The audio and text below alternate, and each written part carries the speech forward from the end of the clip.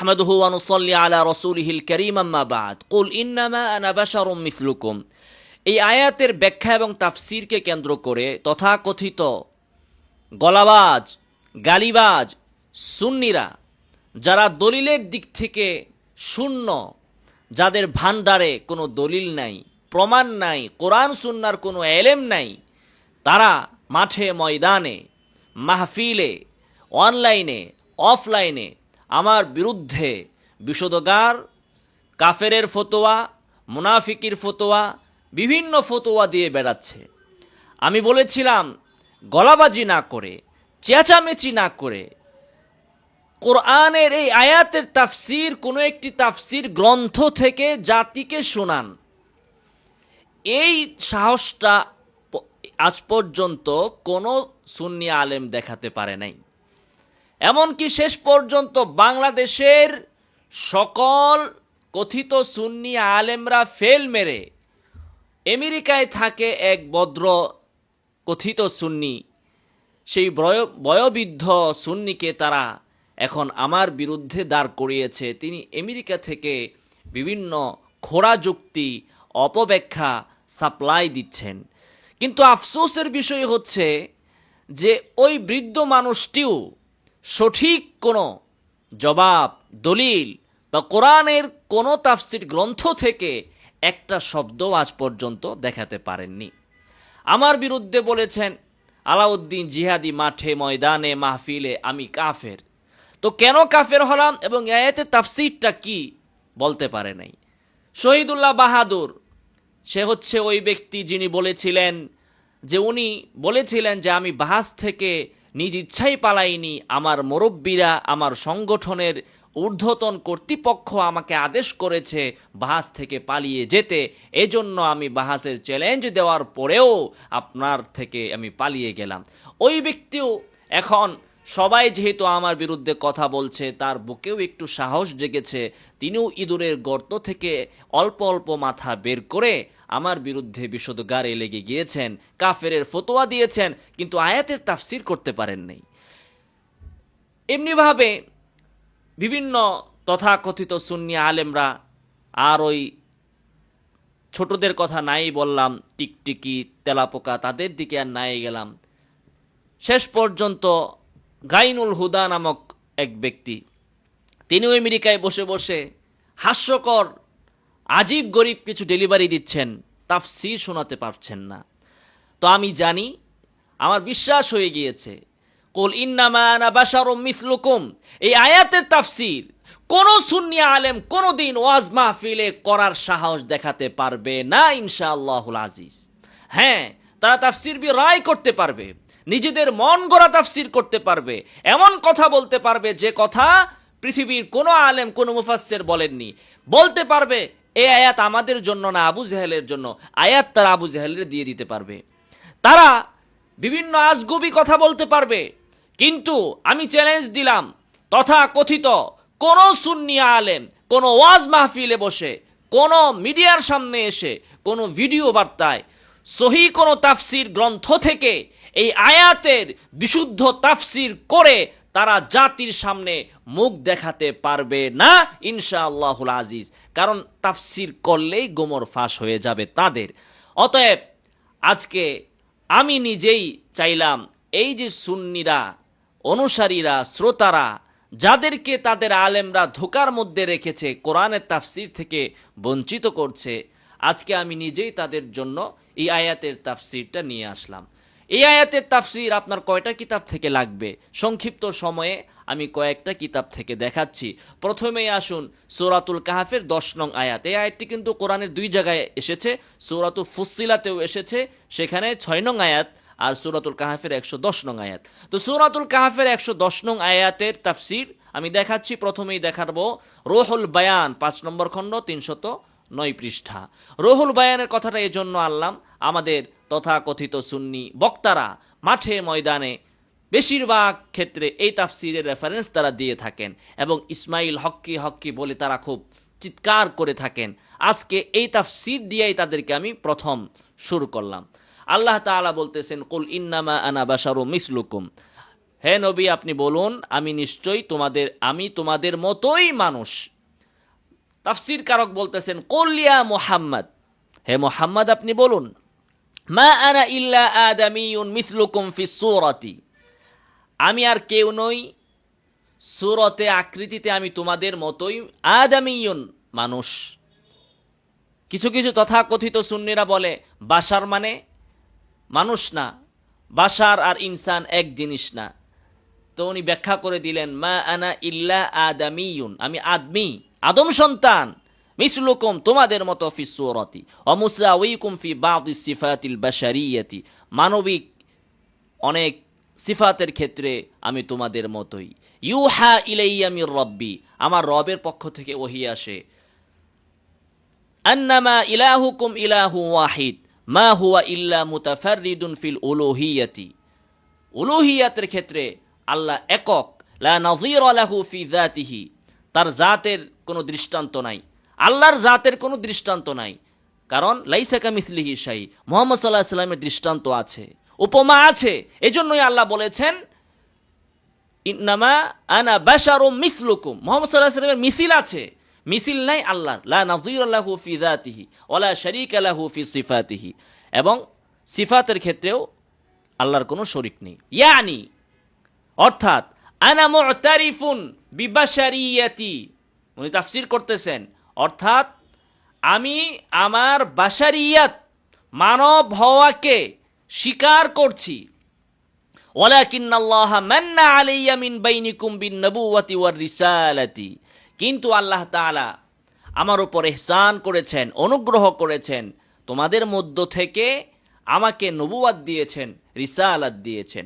ইউশিরু ইলা আন্না বানি আদম ফিল বাশারিয়াতি ওয়াস্তিআদাদিল ইনসানিয়াতি সাওয়াউন আন-নাবিয়্যু ওয়াল ওয়ালিয়্যু ওয়াল মুমিনু ওয়াল কাফিরু, স্পষ্ট ভাষায় রুহুল বায়ানওয়ালাই বলে দিয়েছেন, মামলা দিলে ওনার বিরুদ্ধে দেন, কাফের বললে তাকে কাফের আগে বইলা নেন, এরপরে আমাকে বলবেন। তিনি বলতেছেন এখানে এই ইঙ্গিতই করা হয়েছে বনি আদম সন্তান বাশারিয়াতের দিক থেকে এবং ইনসানি যোগ্যতা সম্পন্ন হওয়ার দিক থেকে সাওয়াউন বরাবর, নবী, ওলি, মুমিন, কাফের সবাই বরাবর। বাশারিয়াতের মধ্যে নবী, কাফের সবাই বরাবর। কে বলল এটা? আল্লাহ বলেছেন, আল্লাহর কথার তাফসীরে রুহুল বায়ানুল্লাহ বললেন, আমি বলছি নাকি? আমি কে বলার? আমরা তো নিজের মন গড়া কোনো তাফসীর তো দূরের কথা, একটা অক্ষরও আমরা বলি না, এই সাহসই আমাদের হয় না। মন গড়া তাফসীর আমরা কেন করব? আল্লাহ এবং তার রাসূলের বক্তব্য থাকতে, সালাফদের বক্তব্য থাকতে কি ঠেকা পড়েছে? আর কেনই বা আমাদের দরকার হবে নিজের মন গড়া তাফসীর করার? আমাদের ধর্ম তো এত অসহায় হয়ে যায় নাই, এতটা দৈন্য দশায় পড়ে যায়নি যে এখন 1450 বছর পর এসে কোরআনের একটা আয়াতের তাফসীর আমার নিজের মন গড়া করতে হবে। মন গড়া করতে হবে এই গাইনুল হুদা সাহেবের। 1450 বছর পরে এসে আমেরিকা থেকে গাইনুল হুদা ডেলিভারি দিয়েছেন, কুল ইন্নামা আনা বাশারুম মিসলুকুম। এই আয়াত মুমিনদের জন্য না, এই আয়াত হচ্ছে আবু জেহেলদের জন্য। আয়াত তিনি 1450 বছর পরে আবু জেহেলদেরকে লেখা দিয়ে দিয়েছেন। আউযুবিল্লাহি মিন যালিক। স্পষ্ট ভাষায় তিনি বললেন যে নবী, ওলি, মুমিন, কাফির তারা সবাই বাশারিয়াতের ক্ষেত্রে ইনসানি যোগ্যতা সম্পন্ন হওয়ার দিক থেকে বরাবর। এ কথাই তো আমি বলেছি, বাশার হওয়ার দিক থেকে মুহাম্মদ সাল্লাল্লাহু আলাইহি ওয়াসাল্লাম বরাবর, ফজিলতের দিক থেকে নয়। মুহাম্মদ সাল্লাল্লাহু আলাইহি ওয়াসাল্লামের ফজিলত কবে কে কিভাবে অস্বীকার করতে পারে? এক কথা আর এক কথায় মিলায়েন কেন? মুহাম্মদ সাল্লাল্লাহু আলাইহি ওয়াসাল্লাম আমাদের মতো কোন দিক থেকে? বাশারিয়াতের দিক থেকে। এটাই বলা হয়েছে ইন্নামা আনা বাশারুম মিসলুকুম। কুল ইন্নামা আনা বাশারুম মিসলুকুম আয়াতের এই অংশ হচ্ছে বাশারিয়াতের ব্যাপারে, ইউহা ইলাইয়া হচ্ছে রিসালাতের ব্যাপারে। আমরা বাশারিয়াতও মানি, রিসালাতও মানি। মক্কার কাফেররা তারা এই আয়াতের প্রথম অংশ মানত, ইন্নামা আনা বাশারুম মিসলুকুম, নবীর বাশারিয়াতকে মানত, ইউহা ইলাইয়া রিসালাতকে মানত না। কেন মানত না? তারা মনে করত বাশারিয়াত থাকলে দ্বিতীয়টা রিসালাতটা সম্ভব না। আর বর্তমানের এই তথাকথিত বেদাতীরা, তথাকথিত সুন্নিরা তারা প্রথম অংশ মানে না, তারা দ্বিতীয় অংশ মানে। কুল ইন্নামা আনা বাশারুম মিসলুকুম, আমি তোমাদের মতো মানুষ, মানুষ হওয়ার দিক থেকে আমি তোমাদের মতো, এই কথা তারা মানে না। তারা মানে হচ্ছে ইউহা ইলাইয়া, রিসালাতকে তারা মানে। কেন?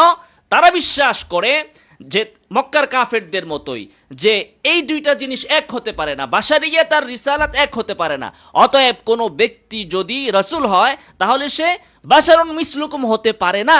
এটা এটা তথাকথিত সুন্নিরা বিশ্বাস করে। আমরা বিশ্বাস করি ইন্নামা আনা বাশারুম মিসলুকুম, এখানে বাশারিয়াতের ঘোষণা, এটাও ঠিক আছে।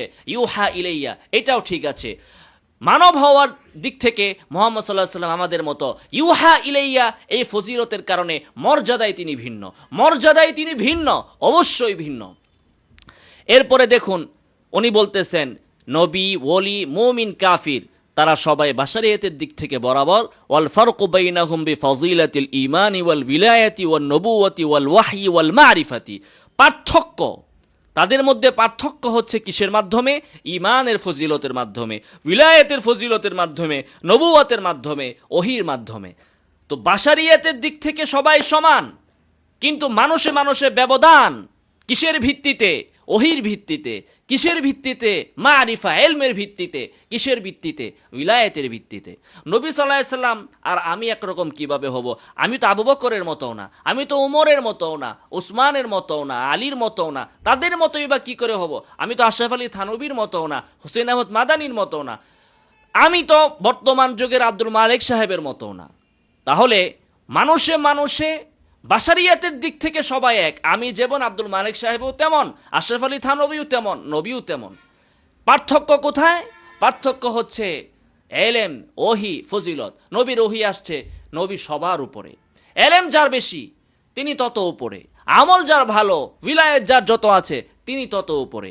তো মানুষে মানুষে এক জায়গায় মিল আছে, আবার ফজিলতের পার্থক্য আছে, সব মানুষের ভিতরেই আছে, আর নবীর ক্ষেত্রে তো আছেই।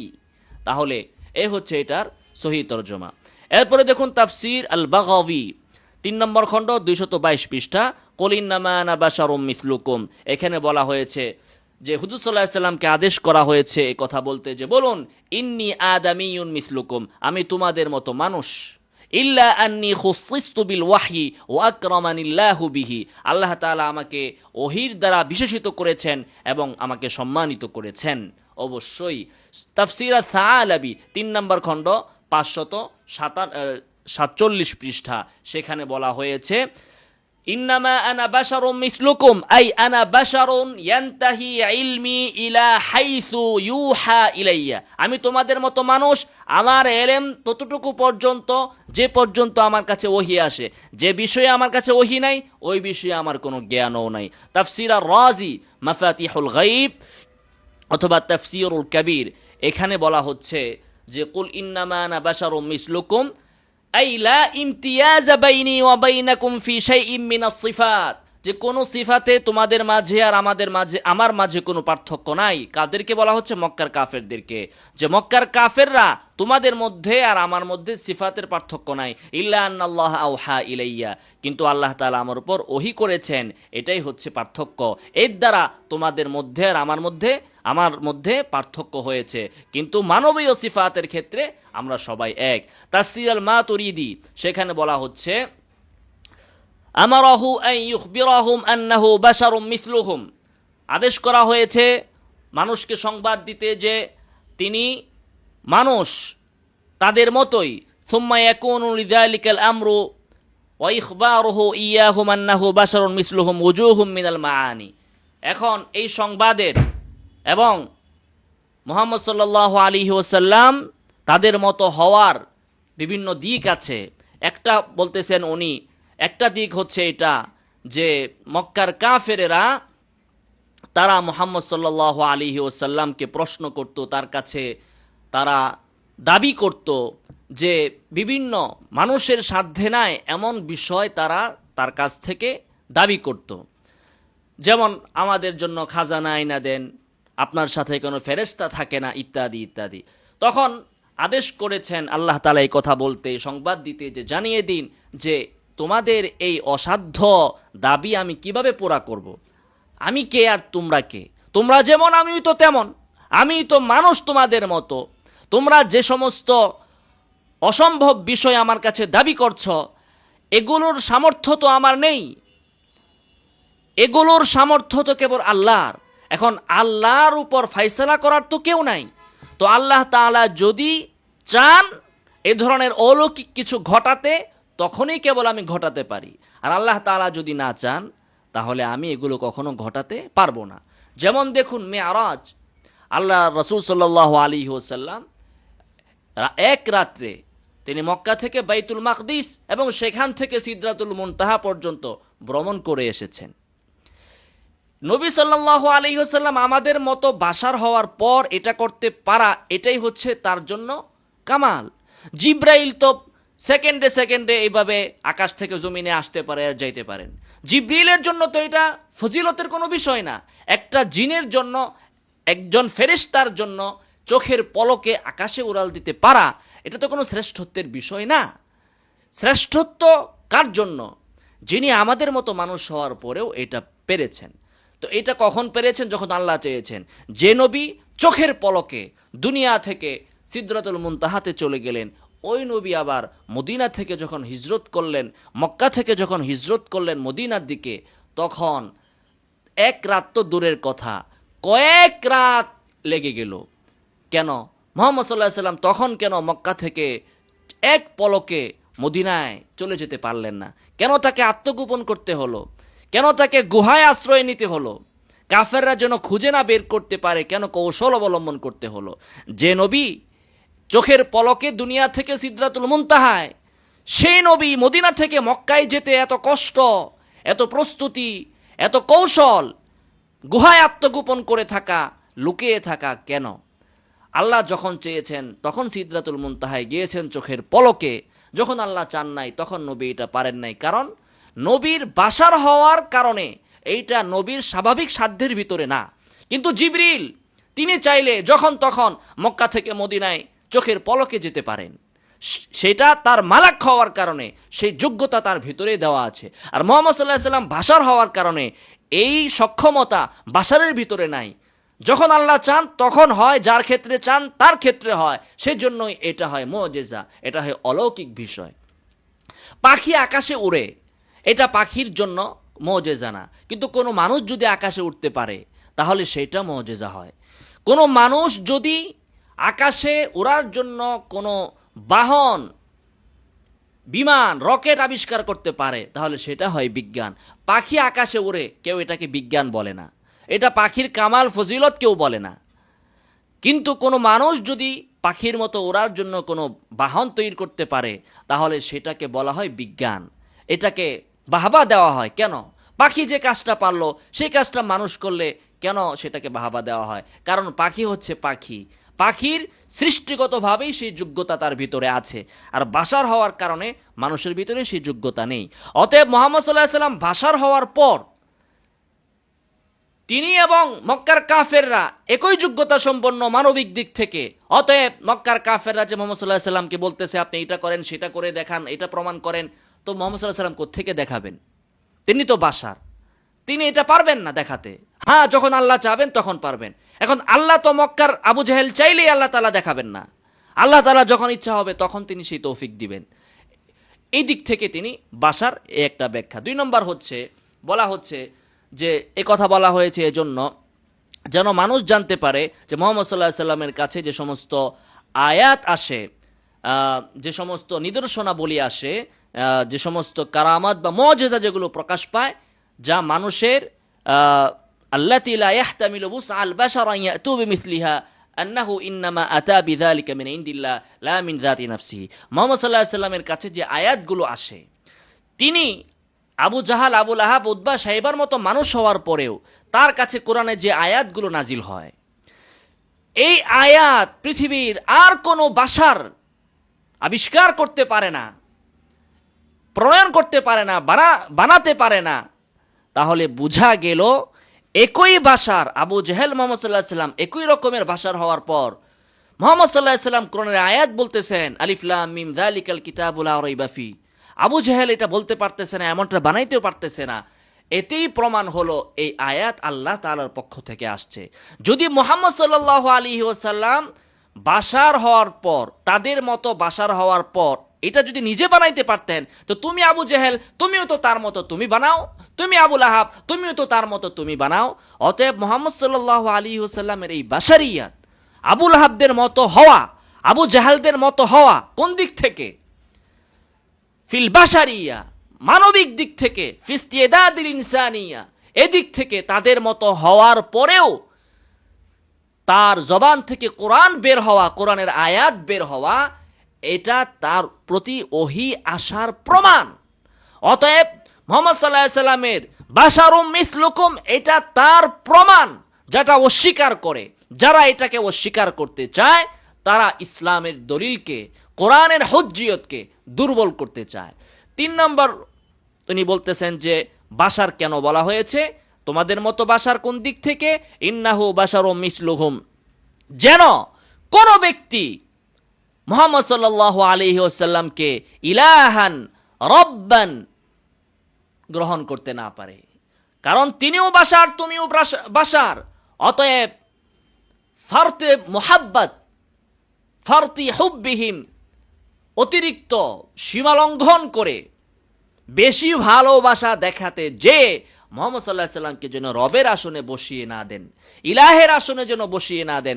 যেমন খ্রিস্টানেরা তারা ঈসা আলাইহিস সালাতু ওয়াস সালামকে আল্লাহর আসনে বসিয়ে দিয়েছে।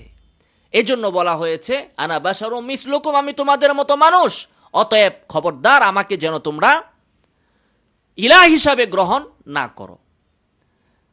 এভাবে বলার পরেও তো আজকে আমরা কি দেখতে পাই? এক শ্রেণীর বাউলেরা, এক শ্রেণীর ভণ্ডরা, জিন্দিক, যারা নিজেদেরকে সুফিবাদী বলে দাবি করে, এরা বলে যে যিনি রব তিনি, যিনি খুদা তিনি, রাসূল তিনি, মুর্শিদ। নাউজুবিল্লাহি মিন যালিক। এই হচ্ছে তাফসির, আমরা গেলাম ইমাম রাজির তাফসির। এরপরে আসুন তাফসির ইবনে আব্বাস। ইবনে আব্বাস রাদিয়াল্লাহু তাআলা আনহুর তাফসিরগুলো এখানে জমা করা হয়েছে। 253 পৃষ্ঠা। কুল ইয়া মুহাম্মদ ইন্নামা আনা বাশারুম মিসলুকুম আদাবিয়ুন মিসলুক, যে আদামি, মিসলুকুম মানে ইন্নামা আনা বাশারুন মানে আদামিয়ুন। এরপরে আরও একাধিক তাফসির এসেছে, ভিডিও লম্বা হয়ে যাবে, আমি আর বেশি দেখাচ্ছি না, এতটুকুই রাখলাম। আশা করি এর থেকে যতটুকু প্রমাণ দরকার যথেষ্ট হয়েছে। আমার সামনে আরও বিভিন্ন তাফসির এখানে আছে, জাহরাতুত তাফাসির, ফাতহুল বয়ান ফি মাকাসিদিল কুরআন, লাতাইফুল ইশারাত, তাফসিরুল কুশাইরি, তাফসিরুত তবারি। তবারিটা একটু বলি, আগেও বলেছিলাম, ইমাম তবারি রাহিমাহুল্লাহ বলেছেন কুল লিহা উলাইল মুশরিকিন ইয়া মুহাম্মদ, এই মুশরিকদেরকে আপনি বলুন ইন্নামা আনা বাশারুম মিসলুকুম মিন বানি আদম, আমি বনি আদমেরই তোমাদের মতো একজন মানুষ। লা ইলমালি, আমার কোনো এলেম নাই, ইল্লা মা আল্লামানিল্লাহু, আল্লাহ তাআলা আমাকে যতটুকু এলেম দিয়েছেন ততটুকুই। ওয়া ইন্নাল্লাহা ইউহি ইলাইয়া, আল্লাহ তাআলা আমার উপর ওহী করেছেন যে আন্না মা'বুদাকুম আল্লাযী ওয়াজাবা আলাইকুম আন তা'বুদুহু ওয়া লা তুশরিকু বিহি শাইআন মা'বুদুন ওয়াহিদুন লা সানিয়া লাহ, যে তোমাদের মা'বুদ, যার ইবাদত করা তোমাদের জন্য আবশ্যক এবং যার কোনো শরিক নেই, তিনি একজনই, দ্বিতীয় কেউ নাই। লা শারীকা লাহ, তার কোনো শরিক নাই এবং তার কোনো দ্বিতীয় নাই। তাফসির ইবনে কাসিরও একটু বলি, ইয়াকুলু রাসূলিহি মুহাম্মদ সাল্লাল্লাহু আলাইহি ওয়াসাল্লাম কুল লিহা উলাইল মুশরিকিন আল মুকাযযিবিন বিরিসালাতিকা ইলাইহিম, যারা আপনার রিসালাতকে অস্বীকার করে ওই মুশরিকদেরকে আপনি বলুন। তাহলে স্পষ্টত এখানে মিসলুকুম দ্বারা মক্কার কাফেররা, মুশরিকরাই উদ্দেশ্য। এরপরে তিনি বলতেছেন ফামান জামানি কাযিবুন, যে ব্যক্তি দাবি করে যে আমি মিথ্যুক, কোরআনের আয়াত আমি নিজে নিজে বানিয়ে বলি, ফালিয়াতি বিমিসলি মা জিতু বি, সেজন্য আমি যেমন আয়াত বলেছি এমন একটা আয়াত বানিয়ে নিয়ে আসে। ফাইন্নী লা আলামুল গায়বা ফিমা আখবারতুকুম বিহি মিনাল মাদি, আমি তোমাদেরকে অতীতের যে সংবাদ দেই এই বিষয়ে তো আমার কোনো গায়বী ইলম নাই, যা তোমরা আমাকে জিজ্ঞাসা করো আসহাবে কাহফের ঘটনা, যুলকারনাইনের ঘটনা ইত্যাদি ইত্যাদি, অথচ আমি সেগুলো বলতে পারি এবং বাস্তবসম্মতভাবেই আমি বলে দেই। কিভাবে? যেহেতু আমার কাছে ওহী আসে। যদি আল্লাহ তাআলা আমার উপর ওহী না করতেন তাহলে আমি কোশ্চেন কালেও তোমাদেরকে এই সমস্ত সংবাদ দিতে পারতাম না, কারণ আমিও তোমাদের মতোই। তোমরা যখন পারো না, আমি কিভাবে পারবো? আমিও পারতাম না, কিন্তু আমি তোমাদের মতো হওয়ার পরেও পারি কেন? যেহেতু আল্লাহর পক্ষ থেকে আমার কাছে ওহী অবতীর্ণ হয়। তিনিও একই কথা বলেছেন। তাফসিরে বাইজাবিতে দেখুন, তাফসিরে বাইজাবি, যারা তথাকথিত সুন্নিরা দু একটা তাফসিরের নাম জানে, বাইজাবি আর জালালাইন, তো বাইজাবির তাফসির থেকে একটু দেখা দিই তাদেরকে কি বলছেন। কুল ইন্নামা আনা বাশারুম মিসলুকুম, বলা হচ্ছে লা আদদাই লিহাতা আলা কালিমাতিহি, যে আমি তোমাদের মতো মানুষ, আমি দাবি করি না যে আল্লাহর কালিমা, সকল কালিমা আমি বেষ্টন করে ফেলেছি, আল্লাহর এলেম পুরাটা আমার আছে। অর্থাৎ এই আয়াতের পূর্বেই বলা হয়েছে কুল্লাউ কানাল বাহরু মিদাদান লিকালিমাতি রাব্বি লানাফিদাল বাহরু ক্বাবলা আন তানফাদা কালিমাতু রাব্বি ওয়ালাউ জিনা বিমিসলিহি মাদাদা, যে আল্লাহর কালিমাগুলো যদি কেউ লিখতে আরম্ভ করে তাহলে সমুদ্রের পানি কালি বানালেও সমুদ্রের পানি শেষ হয়ে যাবে, কিন্তু আল্লাহর কালিমা লেখা শেষ হবে না। তো মুহাম্মদ সাল্লাল্লাহু আলাইহি ওয়াসাল্লাম বলতেছেন, আমি তোমাদের মতোই মানুষ, এই আল্লাহর সকল কালিমাকে ইহাতা করা আমার পক্ষে সম্ভব নয়।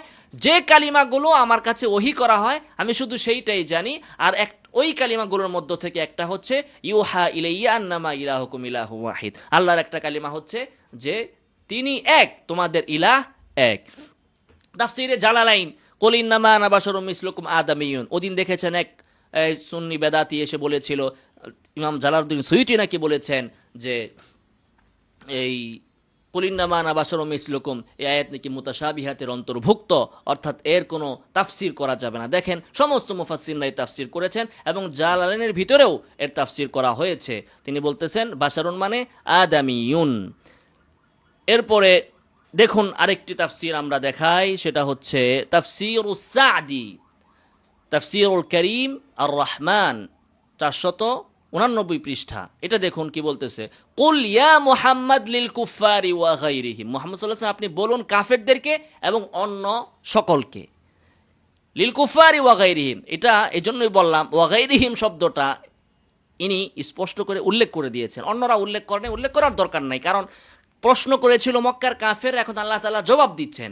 তো আল্লাহর জবাব তো সবার জন্য, কাফেরদের প্রশ্ন আমাদের জন্য নয়, কিন্তু আল্লাহর জবাব কাফেরদের ক্ষেত্রে হলেও সেখানে যে বক্তব্য, সেই বক্তব্য তো আমাদের জন্য গ্রহণীয়, পালনীয়। তো আল্লাহ তাআলা এখানে বলেছেন মুহাম্মদ সাল্লাল্লাহু আলাইহি ওয়াসাল্লামকে বলতে। এখন ওই যে আমাদের গায়নুল হুদা সাহেব বলেছিলেন আল্লাহ তো এটা মক্কার কাফেরদেরকে বলতে বলেছেন, অতএব এটা আমাদের জন্য দলিল না। এই মুফাসসির স্পষ্ট ভাষায় বলে দিলেন যে হে নবী, আপনি মুহাম্মদ সাল্লাল্লাহু আলাইহি ওয়াসাল্লাম আপনি বলুন মক্কার কাফেরদেরকে এবং ওয়া গায়রিহিম অন্যদেরকে, সবাইকে আপনি বলেন, সবাইকে। প্রশ্ন করেছে কাফেররা, তাই বলে উত্তর যে শুধু কাফেরদের ক্ষেত্রে, কাফেরদের জন্য এরকমটা নয়। উত্তর আপনি সবাইকে শুনাইয়া দিন, আমি তোমাদের মতো মানুষ, এটা শুধু কাফেরদের জন্য আপনি বলবেন না, সবার ক্ষেত্রেই আপনি বলবেন।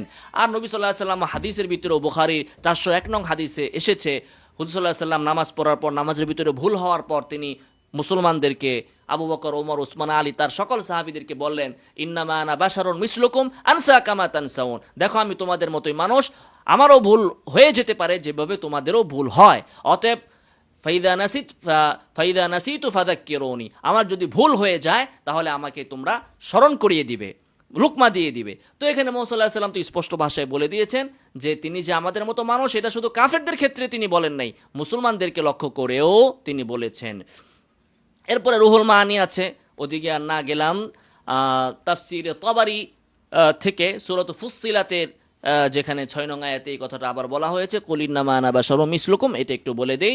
আল্লাহ তাআলা বলতেছেন কুল ইন্নামা আনা বাশারুম মিসলুকুম, ইমাম তাবারি তাফসির করতেছেন কুল ইয়া মুহাম্মদ লিহা উলাইল মুআরিদিন আন আয়াতিল্লাহি মিন কওমিক, আপনার কওমের যারা আল্লাহর আয়াতকে অস্বীকার করে, আয়াত থেকে বিমুখতা প্রদর্শন করে, তাদেরকে আপনি বলুন আইয়ুহাল কওম, হে আমার সম্প্রদায়, মা আনা ইল্লা বাশারুম মিন বানি আদম, আমি তোমাদের মতোই বনি আদম থেকে একজন মানুষ, মিসলুকুম তোমাদের মতোই, ফিল জিনসি জাতি হিসাবে, ওয়াসসুরাতি আকৃতির দিক থেকে, ওয়াল হাইআতি এবং গঠনের দিক থেকে, লাস্তু বিমালাকিন আমি মোটেও ফেরেশতা নই, আমি জিনসান সুরাতান হাইআতান তোমাদের মতোই মানুষ। অতএব এই সকল তাফসির থেকে আমরা স্পষ্ট ভাষায় বুঝতে পারলাম যে মানবিক দিক থেকে, মানবিক গঠনের দিক থেকে মুহাম্মদ সাল্লাল্লাহু আলাইহি ওয়াসাল্লাম আমাদের মতো মানুষ। এরপরেও মুহাম্মদ সাল্লাল্লাহু আলাইহি ওয়াসাল্লামের আঙ্গুল আমাদের আঙ্গুল একই রকম, ভিতরে রক্তের কালার একই রকম, কিন্তু মুহাম্মদ সাল্লাল্লাহু আলাইহি ওয়াসাল্লামের আঙ্গুল দিয়ে পানি বের হয়েছে, ঝর্ণা বের হয়েছে, সমস্ত সাহাবীরা পান করেছে, এটা তার মুআজিজা। মুজিজার অংশ মুজিজার জায়গায়। মুজিজা তো এই জন্যই হয়েছে যে আমাদের মতো মানুষ হওয়ার পরেও তার আঙ্গুল থেকে পানি বের হয়। এখন যদি তার আঙ্গুলের ভিতরেই পানি থাকতো তাহলে তো সেটা তার মুজিজা হতো না। মুহাম্মদ সাল্লাল্লাহু আলাইহি সাল্লাম যদি ফেরেশতা হয়ে চোখের পলকে সিদরাতুল মুনতাহায় যেতেন, এটা তো তার মুজিজা হতো না। তিনি বাশার হওয়ার পরেও যে যেতে পেরেছেন, আমি পারি না আপনি পারেন না, এই জন্যই তো এটা তার মুজিজা, এই জন্য এটা তার কামালাত, এই জন্য এটা তার ফজিলত।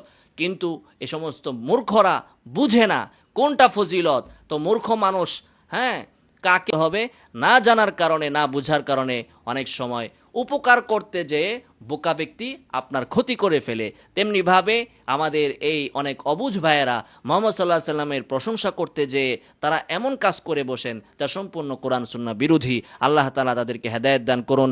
আমিন ওয়া আখিরু দাওয়ানা আলহামদুলিল্লাহি রাব্বিল আলামিন।